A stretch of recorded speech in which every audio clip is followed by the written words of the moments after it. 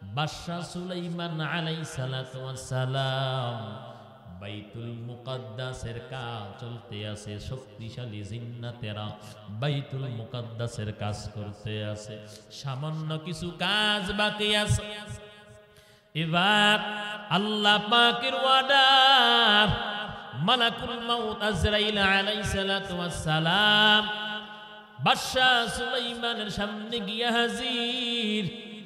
বাদশাহ সুলাইমান আলাইহিস সালাতু ওয়াস সালামকে গিয়া বলে, পয়গম্বর, আপনার যাওয়ার সময় হয়ে গেছে, আপনার এই মুহূর্তে রূহটা কবজ করা হবে, আপনার জান কবজ করা হবে।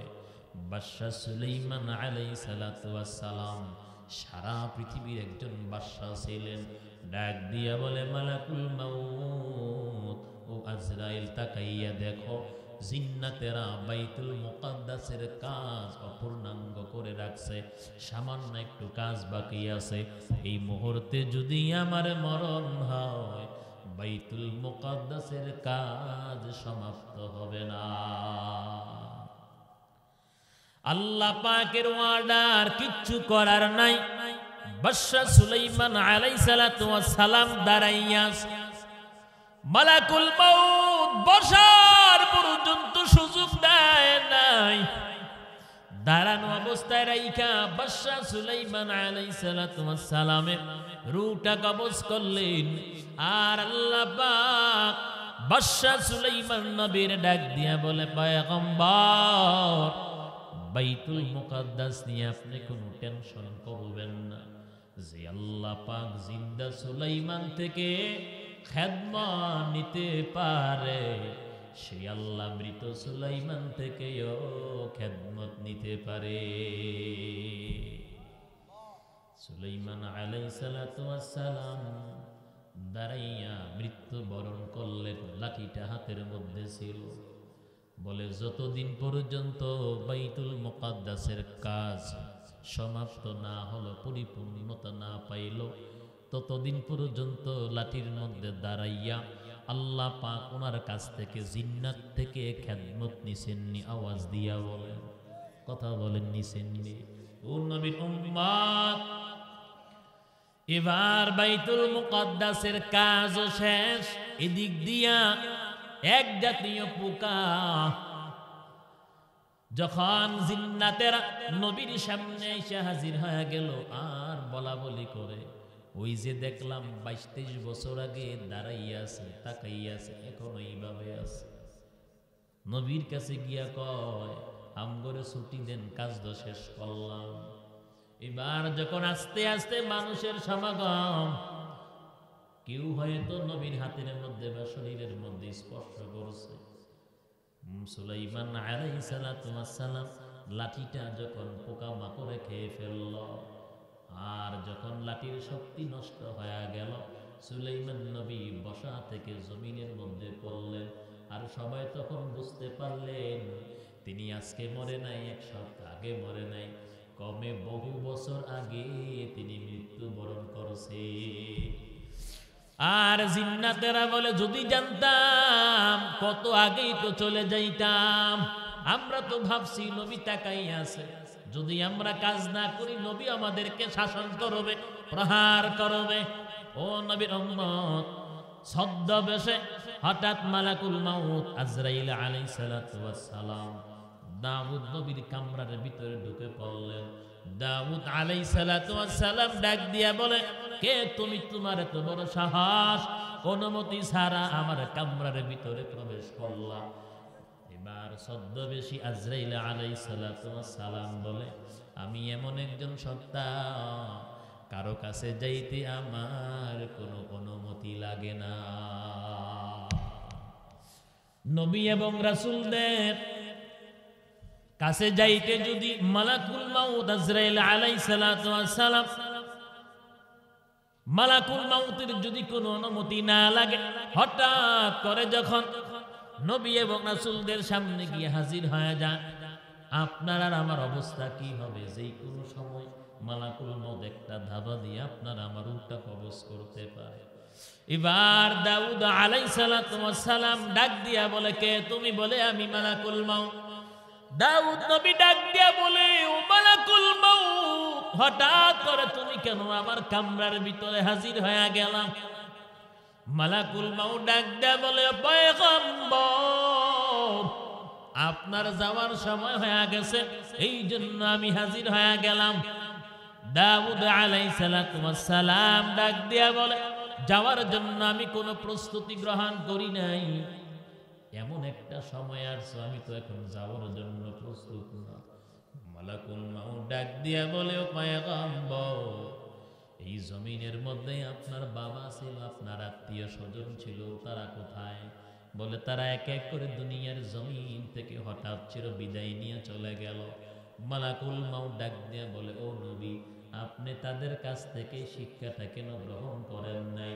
তারা যেমনি ভাবে দুনিয়ার জমিন থেকে হঠাৎ বিদায় নিয়ে চলে গেল, আপনাকেও তাদের মতন হঠাৎ একদিন বিদায় নিতে হবে। বলেন তো, আমরা যে মৃত্যু বরণ করব হঠাৎ, নাকি আগ থেকে আমাদেরকে সিগন্যাল দেওয়া হবে?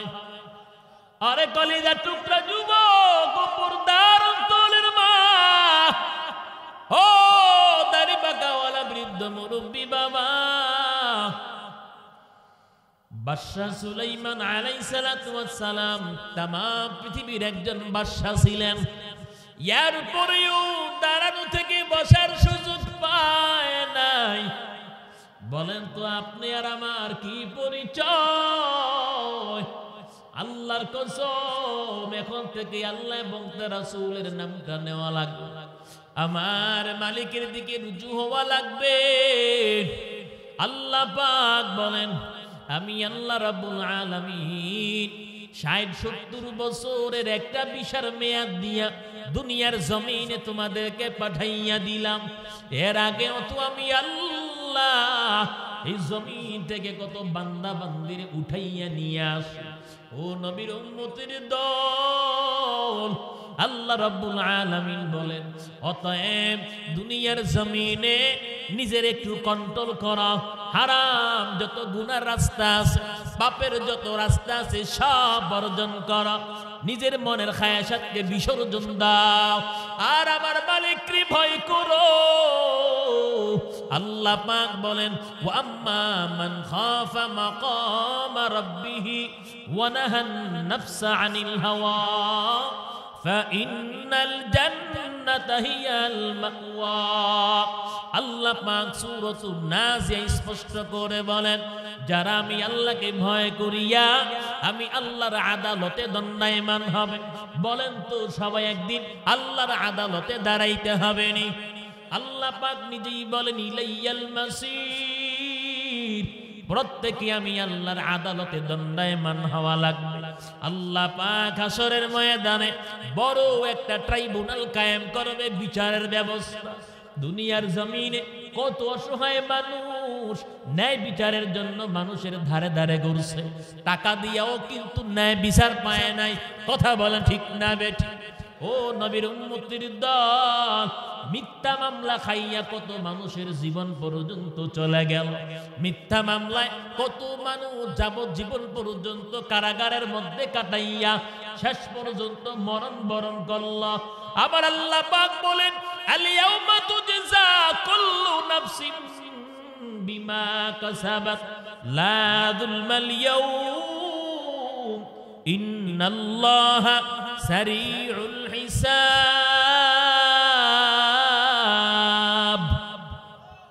আল্লাহ পাক বলেন, সেদিন আমি আল্লাহ, কোন দিন? বলে কিয়ামতের দিন। আমি আল্লাহ এমন একটা বিচার ব্যবস্থা কায়েম করব, এমন একটা ট্রাইব্যুনাল আমি আল্লাহ কায়েম করব। আল্লাহ পাক বলেন, সেদিন আমি আল্লাহ প্রত্যেকের আমলনামা প্রত্যেকের সামনে হাজির করব। আল্লাহ পাক বলেন, তোমরা নিজেরাই দেখবা দুনিয়ার জমিনে কে কি কর্ম করেছো। আল্লাহ পাক বলেন, সেদিন আমি আল্লাহ এমন বিচার করব, আমার বান্দা বান্দি তোমাদের কারো উপর এক জাররা পরিমাণ আমি আল্লাহ জুলুম করব না। আল্লাহ পাক বলেন, আমার চাইতে বড় ন্যায়পরায়ণ বাদশা কেউ নাই, আমার চাইতে বড় ন্যায় বিচারক কেউ নাই। আল্লাহ পাক বলেন, কারো উপর কোনো জুলুম করব না। আল্লাহ পাক বলেন, লা যুলমাল ইয়াউম ওই হাসরের দিন আমি আল্লাহ কারো উপর জুলুম করব না। ইন্নাল্লাহা সারিউল হিসাব, আল্লাহ পাক বলেন গোলাম আমি আল্লাহ দ্রুত হিসাব ব্যবস্থা নেব, দ্রুত হিসাব নেব। আল্লাহ পাক বলেন দ্রুত আমি আল্লাহ হিসাবটা নেব। ও নবীর উম্মত, আল্লাহ পাক দ্রুত হিসাব নেবেন। আর অন্য দিক দিয়া এক শ্রেণীর মানুষ, একদল মানুষ কান্না করবে, কান্না করতে করতে বলবে মালিক তুমি আমাদেরকে জান্নাতে দাও, না হয় জাহান্নামে দাও, একটার মধ্যে ঢুকাইয়া দাও। কিন্তু হাসরের ময়দানে দাঁড়াইয়া থাকতে আর সহ্য হয় না। একদল বলবে আয় আল্লাহ জান্নাতে দাও, না হয় জাহান্নামে দাও, কোনো অসুবিধা নাই। এরপরে ভয়ঙ্কর হাসরের ময়দান আর বরদাস্ত করতে পারি না, কারণ সূর্যটাকে আল্লাহ পাক নিচে নামাইয়া আনবে। সূর্যের তাপে জমিনটা তামা, মানুষগুলো হাসরের ময়দানে কাতরাইতে থাকবে আর ছটফট করবে। কারো শরীর থেকে ঘাম ধরতে ধরতে 70 গজ ঘাম ছড়াইয়া পড়ো। কত নাফরমান ঘামের সাগরের মধ্যে হাবুডুবু ঘামে। এই জন্য এক শ্রেণীর মানুষ বলবে মালিক জাহান্নামের আযাব আর সহ্য করতে পারি না, ও আল্লাহ তুমি জান্নাতে দাও, না হয় জাহান্নামে দাও, একটার মধ্যে ঢুকাইয়া দাও। এরপরেও বিচার ব্যবস্থা শুরু করে দাও। আল্লাহ পাক বলেন নিজের মনের খায়েশাতকে যদি বিসর্জন দিতে পারো, বলে কিভাবে? আমি আল্লাহর আদালতে সবাই দাঁড়াইতে হবে। আমি আল্লাহর আদালতে দাঁড়াইবা ওই ভয় নিয়া যারা দুনিয়ার জমিনে মনের খায়েশাতকে বিসর্জন দিবা। আল্লাহ পাক বলেন মৃত্যুর পর ফাইন্নাল জান্নাতা হিয়াল মাওয়া, তোমার ঠিকানা হবে জান্নাত। জান্নাতের নিয়ামত, আল্লাহ নবী জান্নাতের নিয়ামতের বর্ণনা করেন, বলে জান্নাত এমন একটা বিষয়, মানুষ তো কত জিনিস নিয়ে কত বিষয় নিয়ে কল্পনা করে, কিন্তু জান্নাতের নিয়ামত এত অপরসীম হবে, এত বড় নিয়ামত হবে, মানুষ যতই কল্পনা জল্পনা করুক, নবী বলেন তোমাদের কল্পনার চাইতে আরো বেশি সুন্দর জান্নাতের নিয়ামত। কলিজার টুকরা যুবক, জান্নাত আল্লাহ পাক এমনি কাউকে দিবেন না, কারণ জান্নাত কিন্তু এমন একটা বিষয় আপনি চাইলেন আর পাইলেন না। আল্লাহ পাক জান্নাতের ভিতরে কোনো কষ্ট বলতে কিছুই রাখেন নাই। মানুষের দুনিয়ার জমিনে যত চাহিদা আছে, মানুষের দুনিয়ার জমিনে যত চাহিদা, আল্লাহ পাক সমস্ত চাহিদা জান্নাতের ভিতরে পূরণ করবে। কোথায় পূরণ করবে বলেন তো? কোথায় পূরণ করবে? আল্লাহ পাক বলেন মানুষের সমস্ত চাহিদা যদিও দুনিয়ার জমিনে পূরণ হবে না, আল্লাহ পাক বলেন জান্নাতের ভিতরে মানুষের সমস্ত চাহিদা পূরণ হবে। সেদিন কেহ আসবে না কারো কোনো কাজে, যেদিন পাপী পাপের বোঝায় মরবে লাজে, যেদিন কেহ আসবে না কারো কোনো কাজে, যেদিন পাপী পাপের বোঝায় মরবে লাজে, ফুলসিরা পার হতে গিয়ে পিছলে যা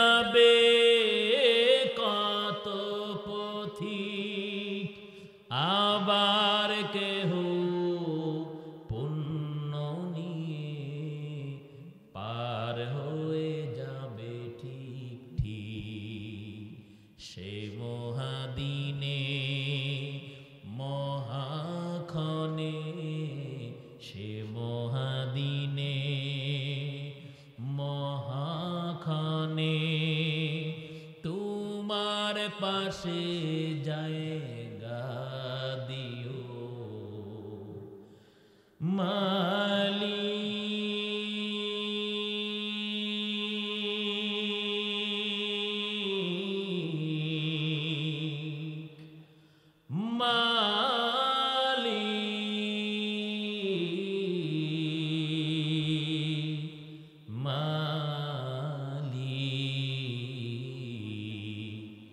একটা ঘর বানিয়ে দিও,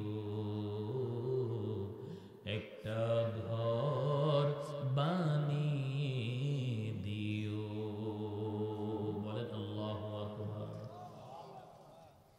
আল্লাহ পাক বলেন আত্তাকু ইয়াওমান লা তাজজি নাফসুন আন নাফসিন শাইআ।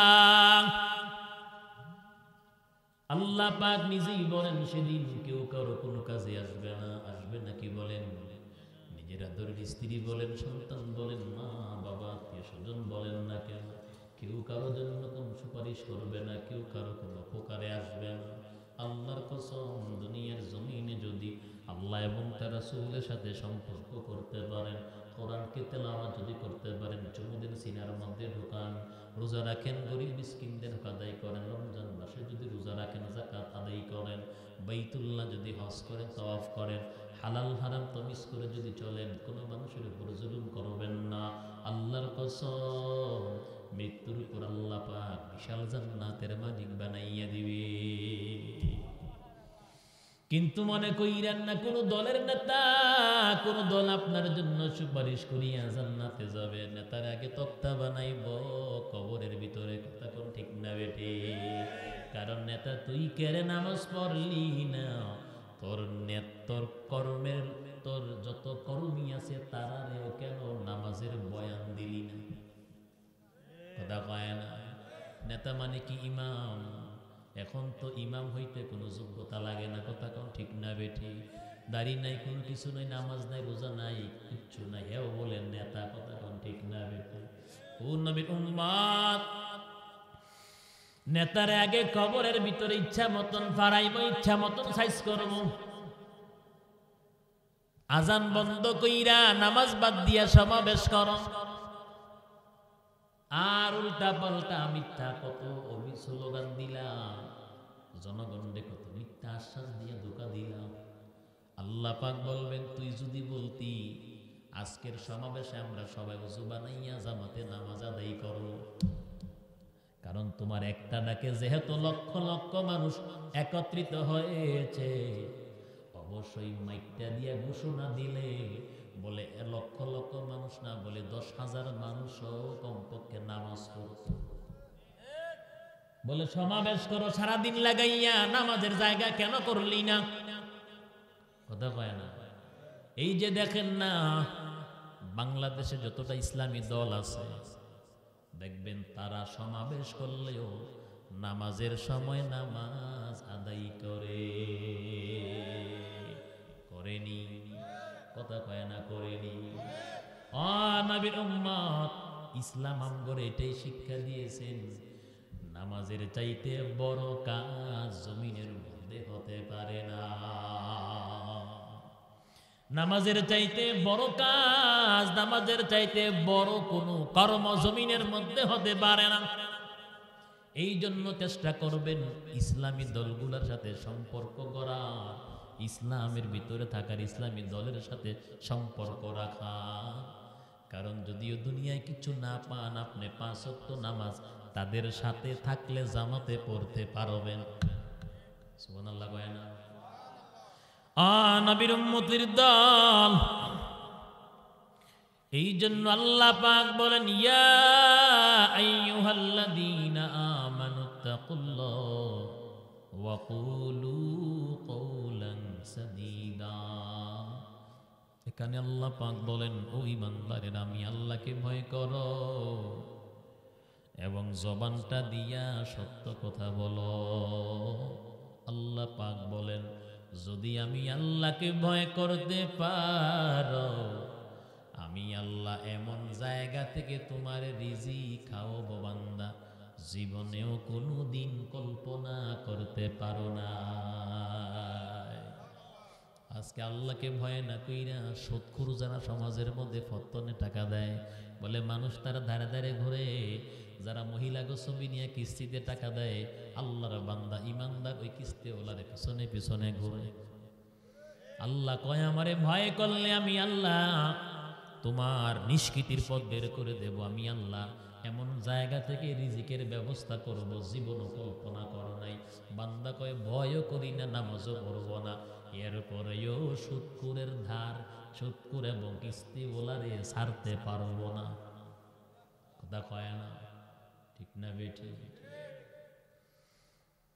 একটা বাড়ির মালিক, জাগার মালিক একজন পুরুষ, ছবির প্রয়োজন হইলে যা কিছুর প্রয়োজন হবে পুরুষ দিবে।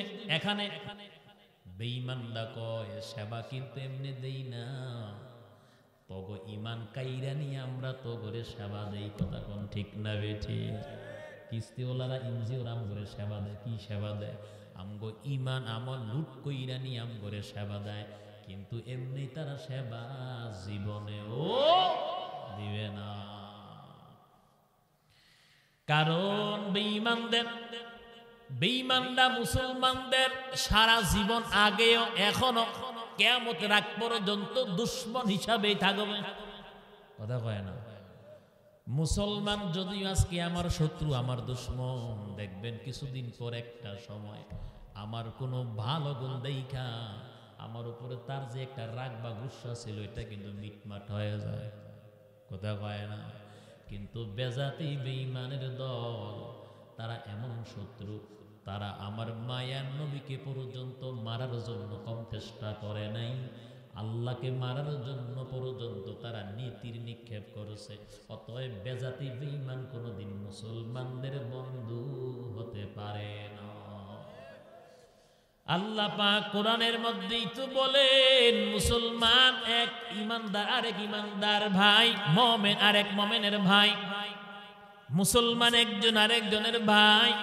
ইহুদি খ্রিস্টান বৌদ্ধ নাসারা মুসলমান যেন তাদেরকে কোনোদিন বন্ধু না বানায়।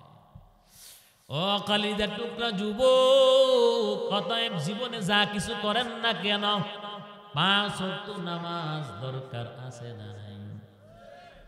নামাজ ছাড়া আল্লাহর জান্নাত পাওয়া যাবে না।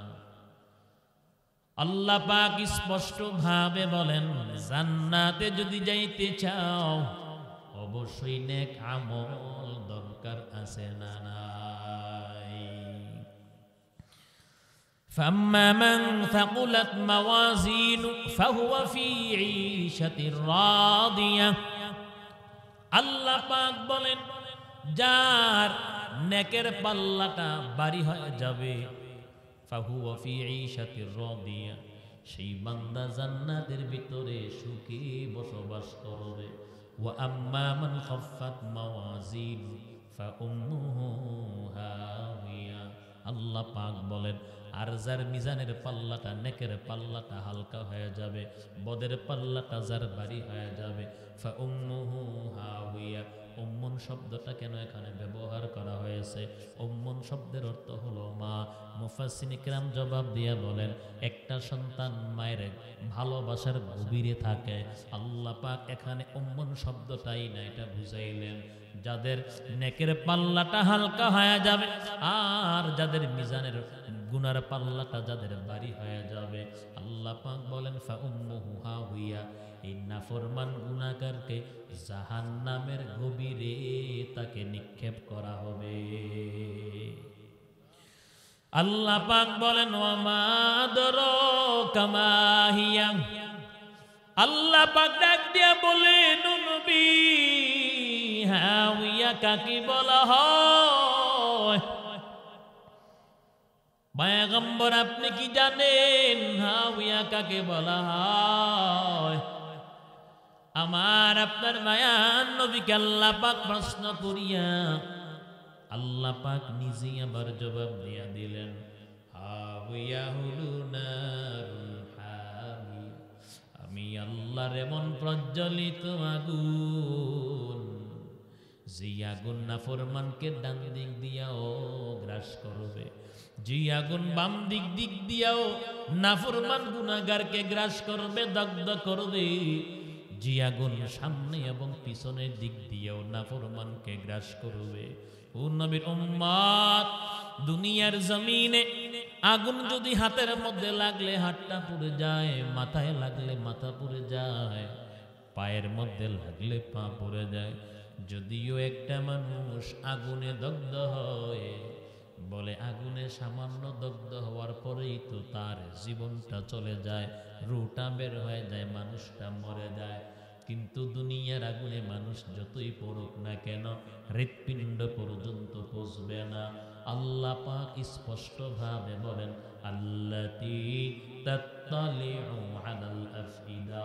ও নবীর উম্মত, আল্লাহ পাক বলেন, আমি আল্লাহর আগুন এমন প্রজ্বলিত আগুন, এমন তেজের আগুন, যখন একজন নাফরমান গুনাহগারকে যখন জাহান্নামের আগুনের মধ্যে নিক্ষেপ করবে, সাথে সাথে কলিজা পর্যন্ত পৌঁছে যাবে। আল্লাতী তাত্তালিউ আলাল আফইদা ইন্নাহা আলাইহিম মুসাদা। যার নেকের পাল্লাটা হালকা হয়ে যাবে আর যার বদের পাল্লাটা ভারী হয়ে যাবে। ও নবীর উম্মত, আল্লাহ পাক আল্লাহর আগুন, প্রজ্বলিত আগুন দিয়া যখন দগ্ধ করবে, ইন্নাহা আলাইহিম মুসাদা, আল্লাহ কয় এমন জাহান্নামের মধ্যে আমি তোমাদেরকে শাস্তি দেব, যে জাহান্নামের কোনো দরজা জানালা থাকবে না, জাহান্নামী পলায়ন করার কোন সুযোগ পাবি না। আজকে দুনিয়ার জমিনে অপরাধ করে অপরাধীরা পলায়ন করেনি, চুরি করে পলায়ন করার জায়গা পায়, ডাকাতি করে রাতারাধারে পলায়ন করার সুযোগ পায়, আসামি খুন করিয়া পলায়ন করার রাস্তা খুঁজে পায়।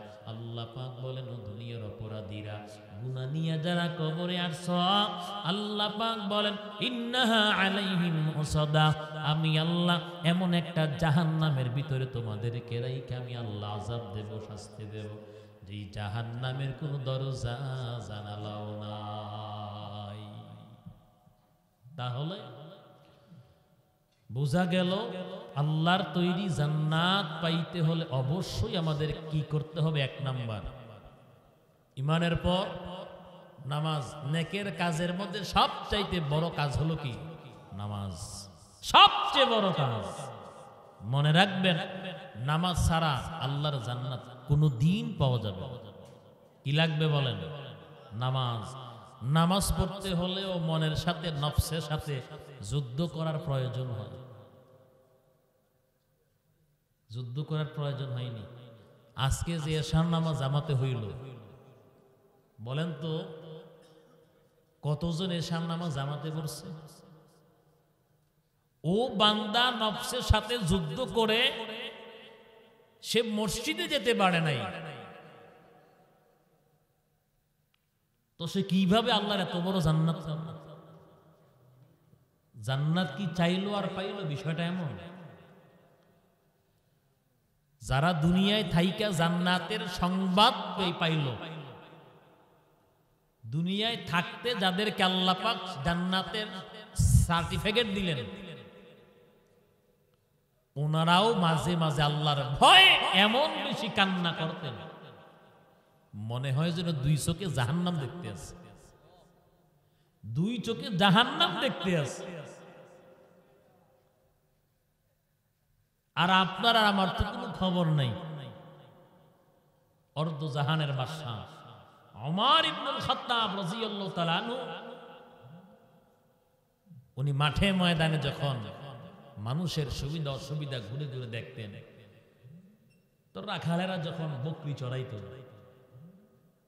ওমরে ফারুক রাদিয়াল্লাহু তাআলা আনহু একটা বকরি দেখলেও কান্না করতেন, আল্লাহ তুমি যদি আমি ওমর না বানাই, আমারে এই বকরির বাচ্চাও বানাইতে, তারপরেও তো তোমার বান্দারা জবাই করে খাইয়া তোমার শুকর আদায় করতে, তুমি যে আমারে মানুষ বানাইলা আল্লাহ, আমি তোমার গোলামি ঠিক মতো করতে পারি না।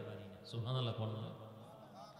যার ব্যাপারে নবীজি বলেন, যে আমার পরে কোন নবী আল্লাহ যদি দুনিয়ায় পাঠাইতেন লাখানা ওমর, লাম দিয়ে নবীজি তাকিদ দিয়ে কয় আল্লাহ অবশ্যই ওমরকে নবী বানাইতেন। সেই ওমরের মতন ব্যক্তি বলে, ও মালিক, এমন ঘোষণা যদি হয় পৃথিবীর সমস্ত মানুষ জাহান্নামে যাবে, একজন মানুষ জান্নাতে যাবে, আমি ওমর আশাবাদী সেই একজন মানুষ জান্নাতি আমি ওমর। আবার এমন ঘোষণা যদি হয়